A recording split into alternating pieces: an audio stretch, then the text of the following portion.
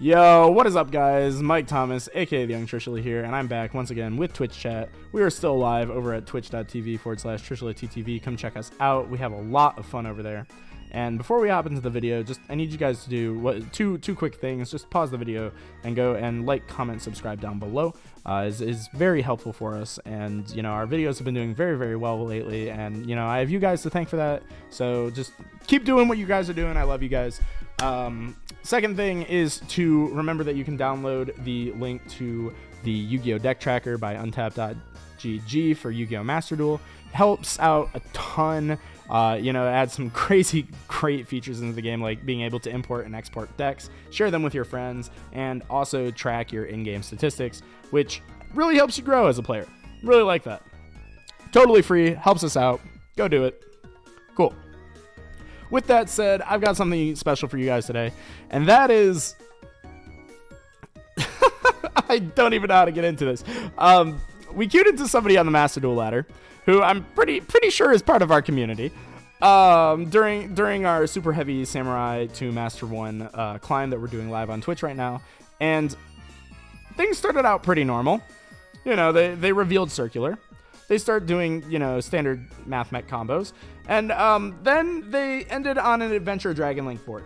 And I was very confused by this because I saw the Water Enchantress and I started making jokes while I was live, and I said, oh wow, like they must have seen my Adventure Dragon Link video, blah blah blah, and Mathmech makes a Link 5. It's basically Dragon Link, and then they summoned Dispatter, and then they made a Borland, and I just need to show you guys this game because it was insane. It was just insane. And when people in our community do cool stuff, I want to, give them credit for that and show that off. So that's what we're going to be doing today. We're just going to be going over this one replay because it is a wild ride. It is a trip.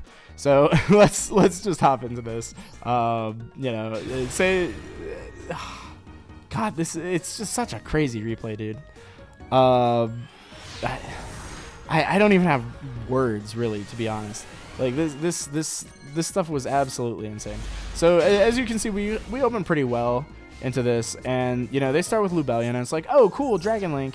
And I don't immediately droll because I think they're playing dragons, so I want to respect Gamma. And then they normal summon Dotscaper, and I'm like, okay, I don't really know why the Lubellion is in there, but sure. So I'm gonna start with the Maxi and test for Called by Ash. They don't have it, so I say, okay, that's interesting. And then they go, Linkuriboh, Parallel Exceed, Dotscaper, etc. I'm like, all right, I guess we're taking a Maxi challenge, sure. And, I'm very glad that they did take this Maxi challenge because of what ends up happening. So, they Parallel Exceed, they go for Albert. Everybody say hi to Albert. Albert is here, and we're doing nothing but drawing hand traps. Clearly this is, looking good for us because we're just drawing a million cards. They summon Circular, and then they go Albert effect, summon out the Sigma, and I just decide to Ash the Circular here because normally you don't stop Circular's effect to search, because normally they go Albert effect, and Albert will then, get them the super factorial anyway, and then they dump everything with Neo Tempest Terahertz. But if they do it in the reverse order, it's fine to hit the Circular because, well, that they can't Albert afterwards, so this just cuts them off. So I'm like, okay, they're going to go Splash Mage, and they're going to summon out the Magnamut, and they're going to trigger Mag for end phase. I say, okay, sure. And they go Lubellion. I'm like, all right, this is all fine so far. They activate Beast from their deck, which is fine. And then they go Foolish Burial. And I'm like, send Water Enchantress. I'm like, huh? What? I've never seen this before. So I DD Crow this because now I'm starting to get a little bit afraid. It's like, all right, something kooky is going on here. And then they go into Heat Soul, and I say, okay, I like drawing cards. Drawing cards is cool. And I was like, I feel like we could, do more Mathmech stuff here, right? Like why are we going Heat Soul? I think we can still do Mathmech stuff. And then this is when they synchro for Bestial Dispatter, and I say, oh my god. This is going to be like a Dragon Link deck or something. And they go Dispatter effect, and I Gamma that. I don't remember. And yeah, so I gamma that, just trying to stop them, and they just chain the disc patter, put back their water enchantress, and I say, you know what, that's fair. You know what, can't really blame me for that. And then they synchro off or link row off for the Borland rather. And now something to keep in mind: this Borland does not have negates. There are no rocket cards in the graveyard, so it is just a naked Borland. But it is still a Borland, and that is hard for a lot of decks to out. So I had to sit here and say, okay, well, how do I beat this as a super heavy samurai player? And you know, I was kind of like losing it on stream, so you know, maybe there was a more efficient way to do this than however I ended up doing it. But you know, this is still a scary board to try and play through, especially when they have stuff like Ash Blossom too. So I was like, all right, I'm gonna, you know, make my Link 1, then go for Bike, and they're gonna Ash the Bike. I'm like, okay, that's interesting. And they kind of make a mistake here. Something I've noticed is a lot of people aren't, you know, too sure how best to interact with this deck, and it's definitely not with Soul Piercer. Definitely not Soul Piercer, but a lot of people make the mistake of interacting with Soul Piercer. So I go effect to equip here, and they just negate it, but I just activate it again right away because, you know, I can just do that. So I just activate both my Soul Piercers just because something I was thinking about was like, okay, well, you know, you have Branded Beast and Druid's Worm, you know, that could be a little bit of a problem because I don't really have Stealthy or anything like that. So I wanted to make sure I could get some of my searches going and maybe, you know, turn on my scales because you do have 2 monsters.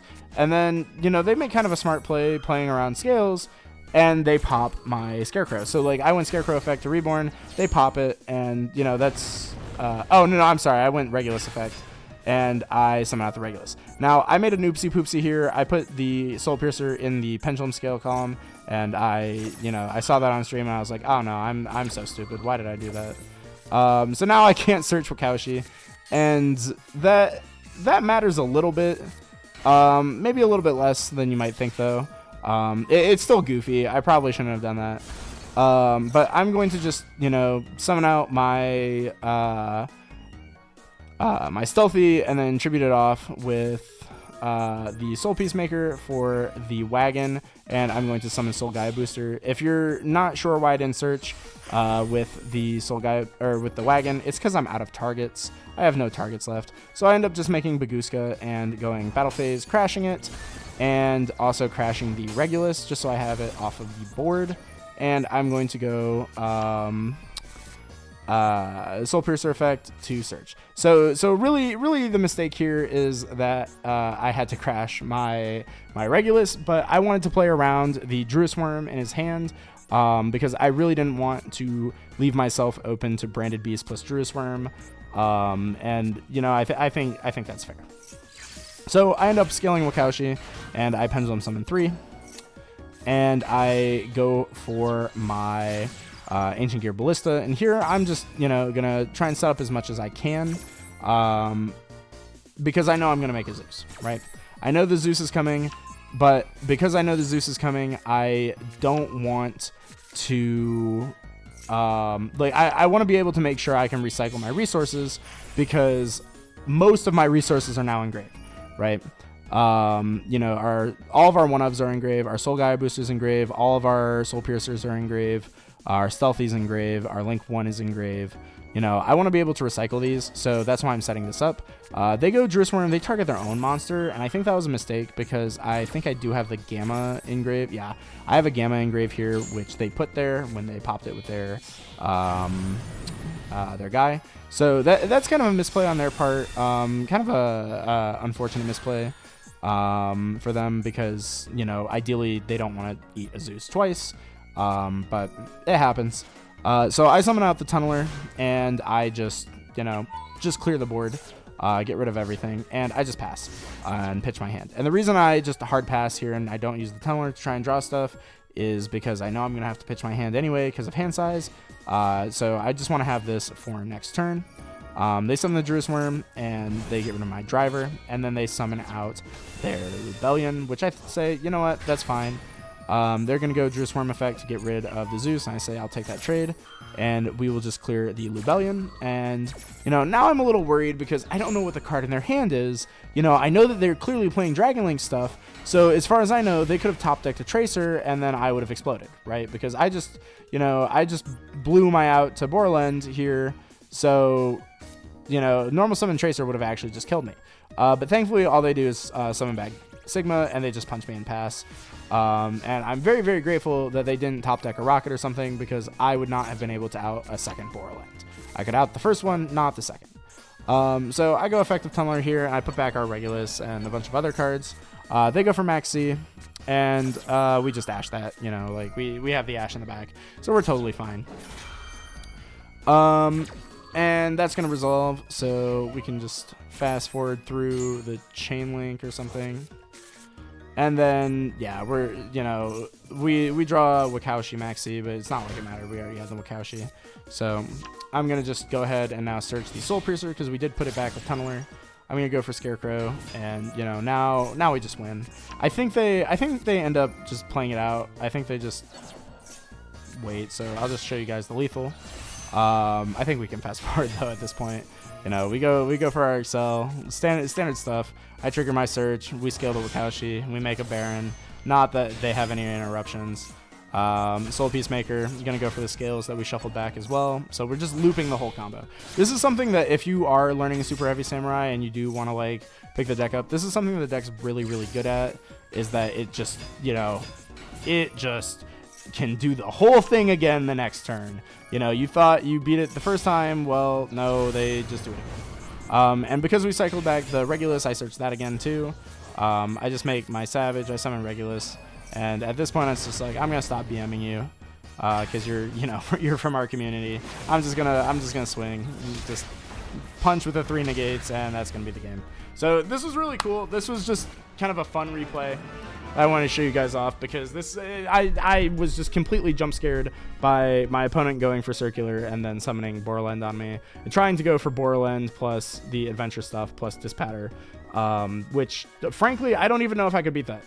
So if you're still curious about Dragon Link, you know, that end board might still just be good enough into Super Heavy, because I don't know how they play through that. But yeah, that's all for me. Remember to like, comment, subscribe, and say goodbye to Twitch chat. But yeah, I'll see you guys in another video.